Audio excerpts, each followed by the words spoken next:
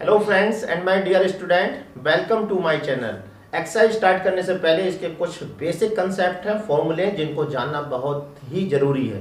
अगर आपने वो कंसेप्ट अच्छे से समझ लिए तो पूरी एक्सरसाइज आपको बहुत अच्छे से समझ में आ जाएगी। तो चलिए करते हैं पहले इसके बेसिक कंसेप्ट को क्लियर और उसके बाद करते हैं एक्सरसाइज को स्टार्ट। चैप्टर 2 संबंध एवं फलन, प्रश्नवाली 2.1। तो जैसा कि आप जानते हैं कोई भी प्रश्नवाली स्टार्ट करने से पहले उसका बेसिक कंसेप्ट क्लियर होना चाहिए, और बेसिक कंसेप्ट क्लियर होगा तो वो प्रश्नवाली आपको बहुत अच्छे से समझ में आ जाएगी। तो यहाँ पर हम संबंध एवं फलन का पूरा कंसेप्ट आपको देंगे जिससे आपको ये एक्सरसाइज अच्छे से समझ में आ जाए। तो हम आपको यहाँ बताना चाहेंगे कि जो चैप्टर है बहुत ही आसान चैप्टर है, बस शर्त यह है कि इसकी जो डेफिनेशन है वो आपको बिल्कुल क्लियर होनी चाहिए। तो मैं यहाँ पर इसकी जितनी भी डेफिनेशन है आपको बिल्कुल क्लियर करके दूंगा। तो इस क्रम में देखिए, सबसे पहले है भूमिका। आप ये बालों वाला व्यक्ति देख रहे होंगे, इन्होंने इसकी उत्पत्ति की थी। और संबंध कहते किसे हैं पहले ये मालूम होना चाहिए। देखिए, जैसा कि आपने व्यवहारिक रूप में सुना होगा, जैसे मम्मी पापा का संबंध, मम्मी पापा का संबंध, भाई बहन का संबंध, अध्यापक और विद्यार्थी का संबंध, ठीक है, और बॉयफ्रेंड और गर्लफ्रेंड का संबंध। इस तरह से आपने व्यवहारिक रूप में संबंध देखे होंगे। और इसी प्रकार से देखिए गणित में भी संबंध होते हैं। गणित में कैसे संबंध होते हैं, जैसे देखिए 2 जो है वो 4 से छोटा है, ठीक है, और जो देखिए 3 जो है 3 का वर्ग 9 है, ऐसा कह सकते हैं। तो ये गणित में संबंध होते हैं, ठीक। रेखा गणित में भी आपने संबंध देखे होंगे, जैसे कि ये वाली जो रेखा देखिए इस रेखा पर लंब है और ये रेखा इस वाली रेखा के समांतर है। तो ये कहते हैं रेखा गणित में भी संबंध होंगे। ऐसे ही इसी प्रकार के जो संबंध होते हैं वो आपने एक अभी जो चैप्टर पहला आपने करके आए हैं समुच्चय, उसमें भी देखा होगा संबंध। जैसे देखिए ए जो है वो उप समुच्चय है बी का, तो ये भी क्या है, एक संबंध है। तो हम यहाँ देख पा रहे हैं कि संबंध में क्या होता है, 2 या 2 से अधिक अवयव होते हैं। यानी कि इसे हम यूं भी कह सकते हैं, जब 2 वस्तुएं किसी नियम से जुड़ी हों तो उस नियम को हम संबंध कहते हैं। एक बार फिर सुने, जब 2 वस्तुएं किसी नियम से जुड़ी हों तो उस नियम को हम संबंध कहते हैं। क्योंकि देखिए मम्मी और पापा ऐसे नहीं बन गए मम्मी पापा, वो किसी नियम से बने। 2 4 से छोटा है तो वो ऐसे ही 2 4 से छोटा नहीं, कोई नियम है। तो जब 2 या 2 से अधिक वस्तुएं किसी नियम से जुड़ी हों तो उस नियम को हम क्या कहते हैं, संबंध कहते हैं। और संबंध में क्या होता है, 2 वस्तुएं जो होती हैं वो किसी ऑर्डर में होती हैं, ठीक है। तो जो ऑर्डर होती है, जिस ऑर्डर में होती है उसे हम कहते हैं क्रमित योग। तो यहाँ भाई हम एक बात समझ पाए कि ऑर्डर संबंध को समझने के लिए सबसे पहले हमें समझना पड़ेगा क्रमित योग। क्योंकि क्रमित संबंध के लिए चाहिए 2 या 2 से अधिक अवयव, और जो अवयव चाहिए वो किसी ऑर्डर में होने चाहिए, क्रम में होने चाहिए, उसे हम कहते हैं क्रमित योग। और क्रमित योग ये जो एलिमेंट बनेंगे उसका उसे जो एलिमेंट होंगे उन्हें ही हम कहेंगे संबंध। और इन संबंध में से ही कुछ बनेंगे फंक्शन फलन, जिसका हम इस चैप्टर में अध्ययन करेंगे। तो चलिए अब और देखते हैं आगे। तो देखिए यहाँ पर समुच्चयों का कार्तीय गुणन। अब देखिए कार्टेशियन प्रोडक्ट क्या होता है ये समझेंगे। जैसे मान लीजिए हमारे पास एक समुच्चय है, इसमें एलिमेंट मान लिया हमने a, b, ठीक है, और एक दूसरा समुच्चय b है, उसमें हमने एलिमेंट मान लिया 1 2, ऐसे ये मान लिया, ठीक है। अब क्या लिखा है इसमें, समुच्चयों का कार्तीय गुणन। अब कार्तीय गुणन का मतलब क्या, जरा ध्यान समझेंगे। तो गुणा का मतलब क्या होता है, a क्रॉस b, ऐसे रखें, ठीक है। और इसके लिए हम क्या लिखेंगे, ऐसे लिखेंगे a, b, और ये दूसरा समुच्चय 1, 2, ठीक। अब देखिए गुणा कैसे की जाएगी इनकी। तो इनकी जो गुणा होती है उसके अंदर जो एलिमेंट होते हैं वो एलिमेंट आते हैं क्रमित युग में। जैसा कि अभी हमने वर्ड बोला था क्रमित युग, ठीक है, क्या बोला था, क्रमित युग। तो आप देखिए इनकी जो गुणा करेंगे तो उसके युग्म कैसे होंगे, क्रमित युग में।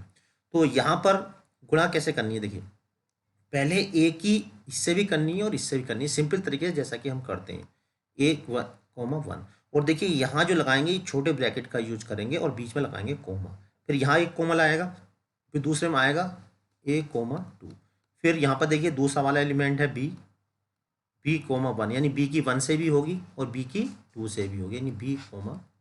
तो इस तरह से जो गुणा करेंगे तो हम कहलाएगा, वो कहलाएगा 2 समुच्चयों का कार्तीय गुणनफल। और इसके अंदर जो एलिमेंट होंगे वो कहलाएंगे एलिमेंट क्रमित युग्म। देखिए यहाँ पे एक कितने क्रमित युग्म बने, इसमें 1, 2, 3 और 4 क्रमित युग्म बने, ठीक है। और ये जो कहलाता है a, 1, ये कहलाते हैं क्रमित युग्म। और यहाँ हम एक बात और बता दें कि a, 1 not is equal to 1, ठीक है। तो कृमित युग्म में क्या आता है, ऑर्डर मैटर करता है, यानी कि इसमें जो क्रम है वो आपको अगर चेंज करते हैं तो वो अलग होगा, यानी ये चीज़ अलग है, ये अलग है, ठीक। लेकिन अगर समुच्चय है ऐसे A,1 जो बराबर होता है किसके, 1, A, समुच्चय तो बराबर होगा, लेकिन ऑर्डर पेयर यानी कृमित युग्म बराबर नहीं होगा, ठीक है। क्यों, क्योंकि ये आपने देखा होगा निर्देशांक में पहला भुज होता है, दूसरा कोटि होता है। इसमें भुज ए है, कोटि 1 है, इसमें भुज 1 है, कोटि ए है, तो ये इक्वल नहीं होते। जबकि समुच्चय में इसका मतलब इसको A,1 लिख दो या 1, A लिख दो, बात एक ही होती है, ठीक है। तो इसी क्रम में देखिए अब हम और आपको बता दें, अगर दो की जगह इसको लिखते कैसे, प्रेजेंट कैसे करते हैं, तो यहाँ पे आप देखिए इसकी डेफिनेशन क्या है, पहले डेफिनेशन को समझ लेंगे कि दो अरिक्त समुच्चय, अरिक्त का मतलब होता है जो खाली ना हो, ठीक है। अरिक्त समुच्चय का मतलब जो खाली ना हो। पी क्यू का कार्तीय गुणनफल पी क्यू सभी कृमित युग्मों का समुच्चय होता है, यानी कि जब हम उनकी गुणा करते हैं तो उसके अंदर जो एलिमेंट आते हैं वो सभी कैसे आते हैं, कृमित युग्म में, ठीक है। उसके एलिमेंट कैसे होंगे, कृमित युग्म में, जिनके प्रथम घटक पी से तथा द्वितीय घटक क्यू से लेकर बनाए जाते हैं। और कृमित युग्म के अंदर जो पहला एलिमेंट होता है वो पी का होगा, जो दूसरा एलिमेंट है वो क्यू का होगा, जैसा कि मैंने अभी देखिए यहाँ पे कराया था। तो यहाँ पे अगर आप देख पा रहे हो तो देखिए पहला जो एलिमेंट है ये देखिए ए, ये जो पहला एलिमेंट है वो किसका है, ए का, ठीक है। और जो दूसरा एलिमेंट है मैं थोड़ा अलग कलर करके दिखा दूँ जिससे आपको बिल्कुल क्लियर हो जाए। ये देखिए जो दूसरा एलिमेंट होगा ये वाला, ये एलिमेंट होगा बी का। तो यहाँ पे हमने ए और बी की जगह क्या यूज किया है, पी और क्यू। तो यहाँ पे आप देख पा रहे होंगे कि जो पहला एलिमेंट होगा वो पी का होगा, दूसरा एलिमेंट क्यू का होगा, किसमें, जब हम पी और क्यू की क्या है, गुणा करेंगे। और जब गुणा करेंगे तो उसके एलिमेंट जो आएंगे वो इस टाइप के होंगे। देखिए लिखने का तरीका ये है, आप इसको नोट कर लें, कैसे पढ़ेंगे इसको मैं ये बता देता हूँ। पी और क्यू का जो कार्तीय गुणनफल होगा वो इस तरह का होगा कि उसके अंदर जो एलिमेंट होंगे पी कोमा क्यू होंगे, और जो पहला एलिमेंट होगा वो किसका होगा, पी का होगा, और जो दूसरा एलिमेंट होगा वो क्यू का होगा। और यहाँ पे पी किसका एलिमेंट है, पी क्यू का, और क्यू किसका एलिमेंट है, कैपिटल क्यू का, ठीक है। तो इस तरह से हम जब भी कार्तीय गुणा करेंगे तो उसको हम इस तरह से रिप्रेजेंट करेंगे। और यहाँ पे देखिए कुछ खास बात है, पी क्यू में से कोई भी रिक्त समुच्चय है तो उनका कार्तीय गुणनफल भी रिक्त समुच्चय होगा। ये डेफिनेशन समझ लें, अगर उनमें से कोई भी रिक्त है, जैसे मान लीजिए ए हमने लिया 1,2, ठीक है, और जो वी लिया वो हमने क्या ले लिया, रिक्त ले लिया। जब आप इनकी कार्तीय गुणा करोगे तो आप डायरेक्ट फाइल लिख दें, आपको कोई भी बात सोचने की जरूरत नहीं है, ठीक है। अब यहाँ पर देख पा रहे होंगे, अब यहाँ पे इसी तरह से एक एग्जाम्पल और भी है, आप इसको वीडियो को करके इसको पढ़ सकते हैं। इसमें क्या करा गया है, कुछ और ज़्यादा एलिमेंट लिए हैं, जैसे हमने वहाँ पे 2 एलिमेंट लिए थे, कुछ यहाँ पे और ज़्यादा लिए हैं, तो ये आपके लिए आप वीडियो पॉज करके इसको पढ़ सकते हैं। अब देखिए जो खास बातें वो यहाँ पर नोट करने वाली हैं, जो आपके लिए बहुत ही महत्वपूर्ण है, और ये ही इस पूरी एक्सरसाइज में यूज होने वाली है। देखो जरा ध्यान से देखेंगे, दो कृमित युग्म समान होते हैं यदि, केवल यदि उनके संगत प्रथम घटक समान हो और संगत द्वितीय घटक भी समान हो। तो दो कृमित युग्म कहीं पे अगर समान दे रखे होंगे, कैसे देंगे, मैं एक एग्जाम्पल आपको दे दूं। जैसे मान लीजिए हमें दे रखा है x, y is equal to, कृमित युग्म, सॉरी, कृमित युग्म के लिए देखिए जरा ध्यान दें, अगर ये ब्रैकेट लगाते हैं तो वो समुच्चय बन जाएगा, और ये छोटा वाला ब्रैकेट यानी इसे हम सर्कुलर ब्रैकेट लगाते हैं, इसके अंदर एलिमेंट लिखते हैं तो कृमित युग्म हुआ, ठीक है। अगर दो कृमित युग्म समान है, जैसे मान लीजिए यहाँ पे है x, y और यहाँ पे है 1, 2 ऐसे करके, ठीक है, बीच में बराबर का चिन्ह दे रखा है, तो जो x होगा वो इसके इक्वल होगा, यानी x बराबर हो जाएगा 1, और जो दूसरा वाला होगा वो 2 के इक्वल हो जाएगा, यानी y इज इक्वल टू हो जाएगा 2, ठीक है। पहली लाइन समझ में आ गई, मोस्ट इंपॉर्टेंट है, इसको दिमाग में घुसा लीजिए। अब देखिए दूसरी वाली बात, दूसरा पॉइंट भी देखिए बहुत ही बढ़िया पॉइंट है। यदि a में p अवयव, ध्यान दें, a में कितने अवयव, p, और b में q अवयव, तो a क्रॉस b में p q अवयव होंगे। इसका मतलब क्या है, उनके गुणनफल के बराबर होंगे। देखिए एक एग्जाम्पल में दोबारा दे दूं, जैसे मान लीजिए a में है आपके पास a b c 3 अवयव हैं, और जो b है उसके अंदर मान लीजिए 2 अवयव हैं, जैसे x और y। तो अब हम इसमें देखिए इसको अवयव को हम लिखते कैसे हैं, इससे हम शॉर्टकट में ऐसा लिखेंगे, समुच्चय वाले चैप्टर में आपने ये देखा होगा, Na बराबर 3 और इसको Nb बराबर लिखेंगे, कितने एलिमेंट है इसमें, 2। तो इनकी गुणा में जो एलिमेंट होंगे वो इनकी गुणा के बराबर होंगे, तो इनकी गुणा करेंगे हम, 3 × 2 = 6, ठीक है। बात समझ में आ गई। A में कितने अवयव, 3, B में कितने एलिमेंट, 3, तो A क्रॉस B में कितने एलिमेंट होंगे, इन दोनों की गुणा के बराबर, यानी 6 होंगे। तो ये वाली बात आपको समझ में आ गई होगी। तो यही बात देखिए उन्होंने नीचे भी की है, आप इसको देख सकते हैं। देखिए शॉर्टकट में क्या लिखते हैं, ए में पी अभी आपका मतलब N is equal to P. N का मतलब नंबर ऑफ एलिमेंट किसके अंदर, ए के अंदर, कितने हैं पी।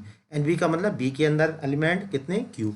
तो क्रॉस में कितने एलिमेंट हो गए, एन का मतलब ए क्रॉस बी में अवयव कितने, इन दोनों की गुणनफल के बराबर। तो दोनों पॉइंट समझ में आ गए। अब देखिए तीसरे पॉइंट की ओर चलिए, क्योंकि ये पॉइंट इंपॉर्टेंट है, आप ये समझेंगे तभी आपको क्वेश्चन समझ में आएंगे। क्वेश्चन बहुत आसान है, कुछ नहीं है क्वेश्चन में। तो देखिए सेकंड वाला, यदि ए तथा बी अरिक्त समुच्चय है, अरिक्त का मतलब समझ लिया अच्छे से, अरिक्त का मतलब खाली नहीं होनी चाहिए, उसमें कुछ ना कुछ होना चाहिए, काला पीला नीला हरा कुछ भी हो।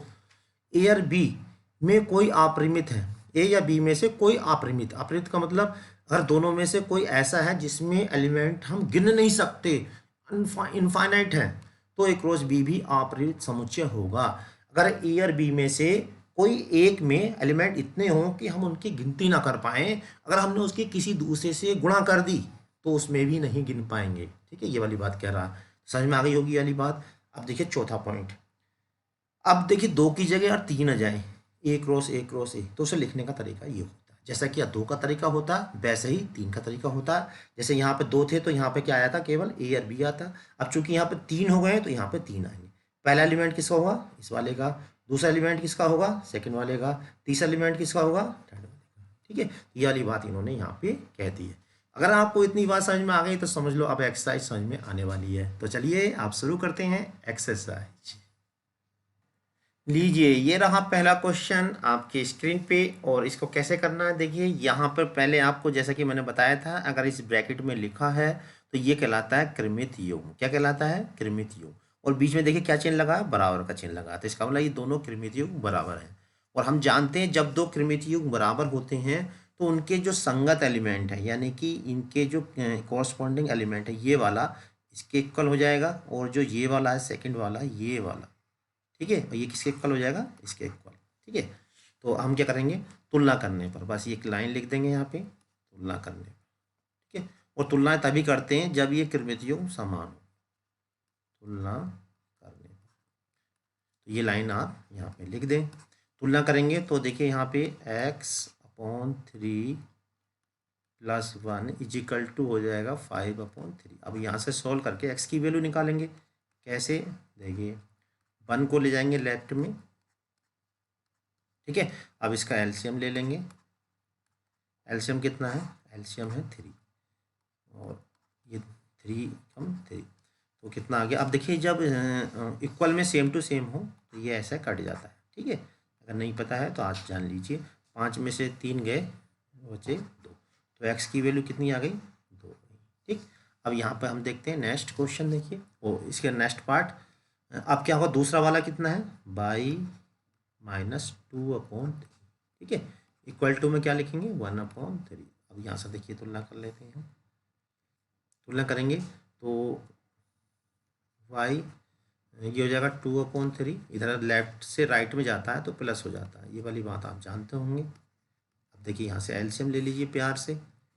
एलसीएम लिया 2, ऊपर कितना आ गया, 2 + 1, y बराबर आ गया 2 और 1 3/3। तो देखिए यहाँ पर 3 से 3 कट गया, y बराबर आ गया 1। ठीक है, तो आंसर क्या आया इसका, आंसर आया 2, तो x = 2 हो गया और y = हो गया 1, ये इसका आंसर। ठीक है, तो ये आपको समझ में आ गया होगा। चलिए अब देखते हैं क्वेश्चन नंबर 2। तो क्वेश्चन नंबर 2 भी आपकी स्क्रीन पर आ चुका है। क्वेश्चन पहले पढ़ते हैं। देखिए यदि समुच्चय ए में 3 है, अभी आप देखिए ए में 3 है, अभी हमने जो आपको पॉइंट बताए थे तो उसमें हमने बताया था, अभी आपको कैसे लिखते हैं, एन लिखेंगे और यहाँ पे ए लिखेंगे। एन ए का मतलब number of element in set ए, कितना है 3। ठीक है, और समुच्चय बी में कितने हैं, 1 2 3, तो 3 एलिमेंट इसमें है, तो एन बी कितना हो जाएगा, एन बी = हो जाएगा 3।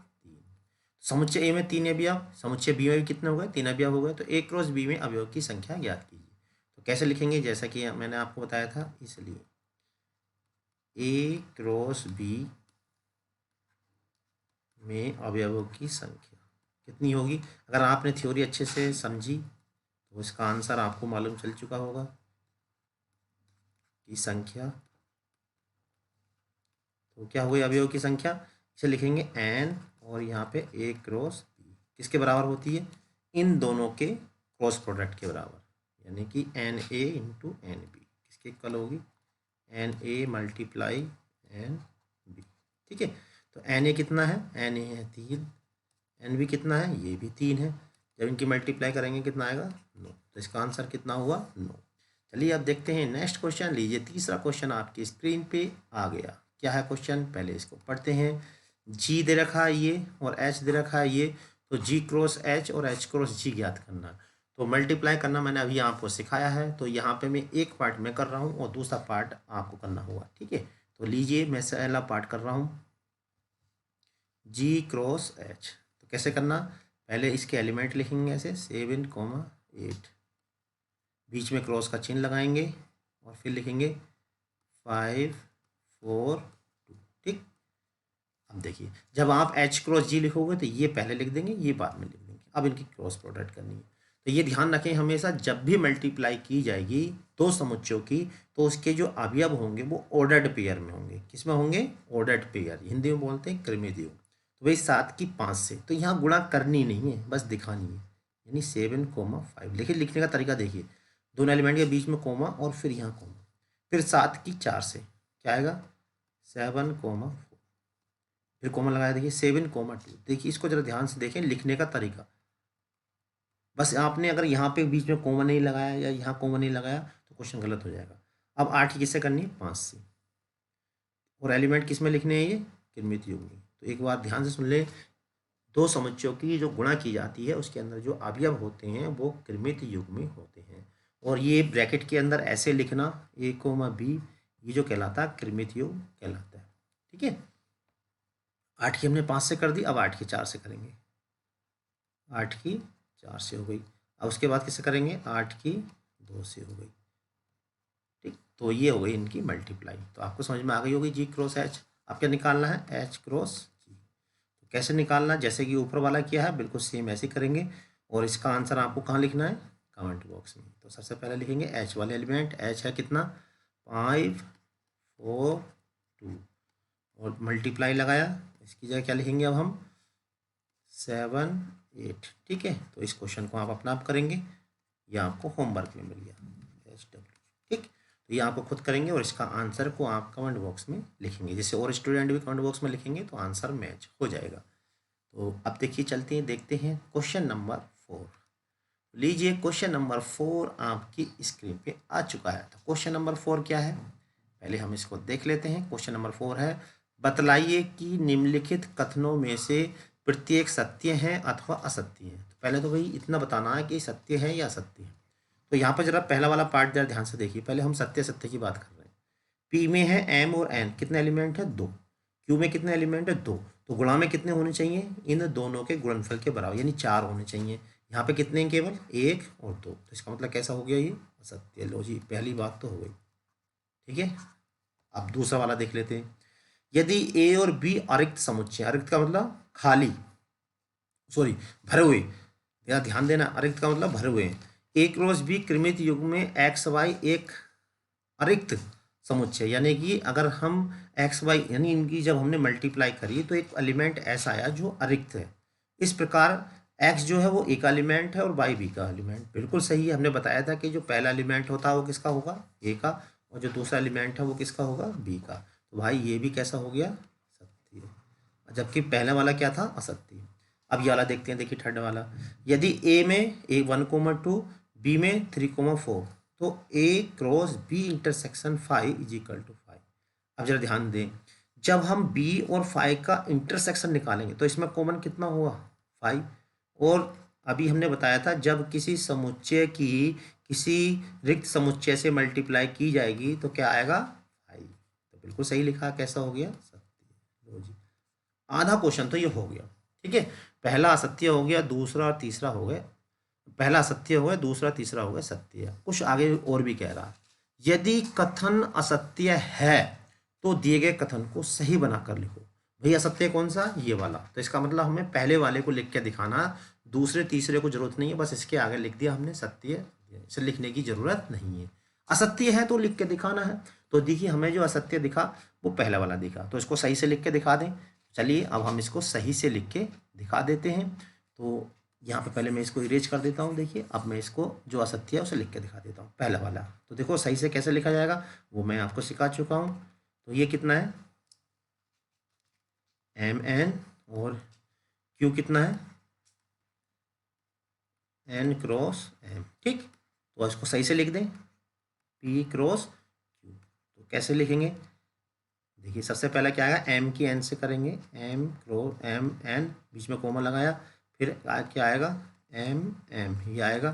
फिर क्या आएगा N की करेंगे, N इरेज कर देता हूँ मैं, N आएगा यहाँ पे, क्या आएगा N N, उसके बाद क्या आएगा N की M से,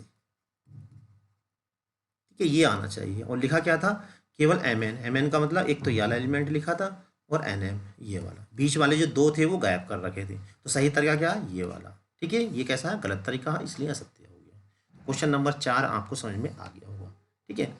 तो यहाँ पर देखिए हमने जो है क्वेश्चन 4 तक करा दी है, क्योंकि 20 मिनट की वीडियो बन चुकी है। हम ज़्यादा बड़ी वीडियो नहीं बनाएंगे, मैक्सिमम आधा घंटे की वीडियो बनाएंगे, ठीक है। तो यहाँ पे चूँकि पहली वीडियो है इस चैप्टर की, तो पहली वीडियो को हम कम ही रहने देंगे।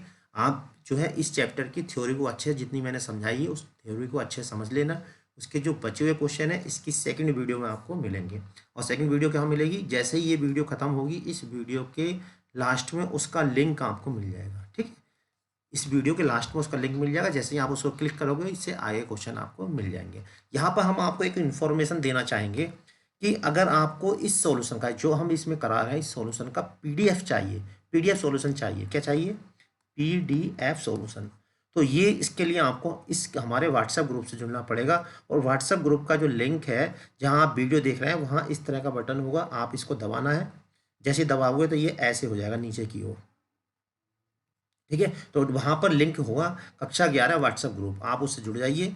उस ग्रुप में हम इसका सॉल्यूशन और वीडियो का लिंक डालते रहते हैं, या कोई भी जो महत्वपूर्ण बात होगी उस ग्रुप में डाल देंगे। अगली वीडियो तक के लिए आप हमारे चैनल बने रहें, तब तक के लिए जय हिंद जय भारत।